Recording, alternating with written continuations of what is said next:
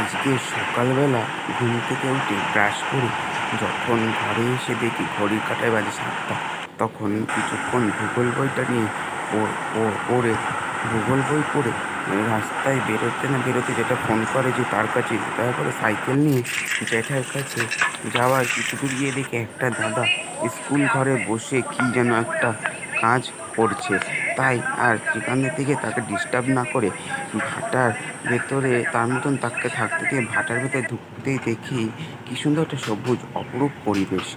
তারপর জ্যাঠার কাছ থেকে কিছুক্ষণ লাঠিটা নিয়ে লাঠিটা নিয়ে লাঠিটা নিয়ে ছাগল তাড়াতে গিয়ে আমার অবস্থা কাহিল হয়ে গেছিলো, কারণ ভাটা একটা মাথার পরে পুরো কড়া রোদ।